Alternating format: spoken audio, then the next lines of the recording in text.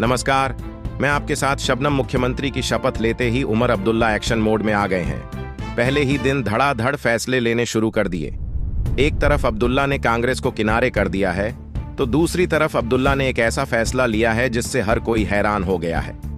DGP से बात की है। डीजीपी से बात करते हुए अब्दुल्ला ने ऐसा आदेश दिया है, हर कोई हैरान है।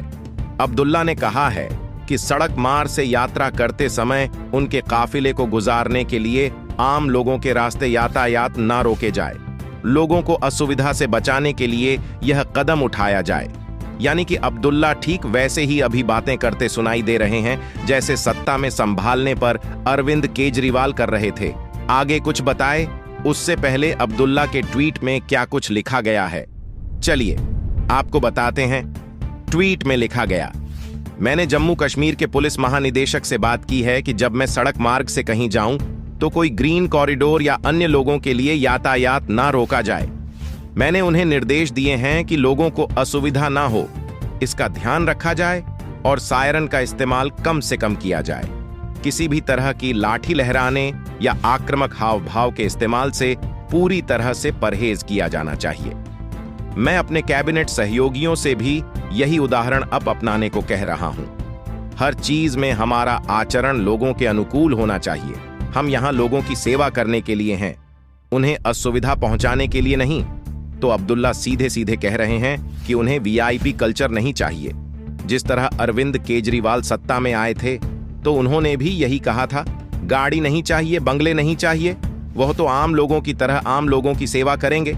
लेकिन आज देखिए, केजरीवाल आम नहीं खास बनकर बैठ गए हैं। और इसी तरह अब उमर अब्दुल्ला भी यही कह रहे हैं कि जब वो कहीं काफिले के साथ गुजरे हैं तो वहां यातायात प्रभावित न किया जाए, उनकी वजह से ग्रीन कॉरिडोर ना बनाया जाए। कोई उत्पाद मचाए तो उस पर लाठी चार्ज नहीं, कानूनी तरीके से एक्शन लिया जाए। खैर, अब्दुल्ला जितना चालाकी से सत्ता चलाने की कोशिश कर रहे हैं, उनके लिए आगे की राह उतनी आसान नहीं होगी, क्योंकि यहां सीएम से ज्यादा पावर एलजी के हाथों में है। अब उन्होंने जनता से वादे तो तमाम कर दिए, लेकिन उन्हें पूरा करना अब्दुल्ला के लिए आसान नहीं होगा, क्योंकि जो फाइल अब्दुल्ला आगे बढ़ाएंगे एलजी के बिना कोई काम नहीं करवा पाएंगे, यानी मनमानी नहीं चल पाएगी। अब सबसे बड़ा पहाड़ तो अब्दुल्ला के लिए 370 की वापसी का है, क्योंकि सत्ता में आने के लिए अब्दुल्ला परिवार ने 370 की वापसी का वादा जोरों शोरों से किया, लेकिन पूरा करने से पहले ही अब्दुल्ला ने मोदी सरकार के आगे घुटने टेक दिए। जनता को ही आंख दिखाते हुए साफ साफ कह दिया, 370 की वापसी की मांग मूर्खता है। उमर के इस बयान से फारूक अब्दुल्ला नाखुश हैं और वह चाहते हैं कि बेटा 370 पर उनके सुर में सुर मिलाए, यानी कि 370 को लेकर परिवार में ही बवाल छड़ता हुआ नजर आ रहा है। सीएम बनते ही अब्दुल्ला फंसते हुए दिखाई दे रहे हैं, क्योंकि अब्दुल्ला परिवार के साथ ही कांग्रेस को भी छोड़ बीजेपी के सहयोगी की राह पर आगे निकल गए हैं, जो ना तो अपनों को पसंद आ रहा है ना साथियों को। लेकिन अब्दुल्ला को पता है, काम करना है और करवाना है तो केंद्र के आगे झुकना पड़ेगा। केजरीवाल की तरह चालाकी दिखाई तो कहीं के नहीं रहेंगे।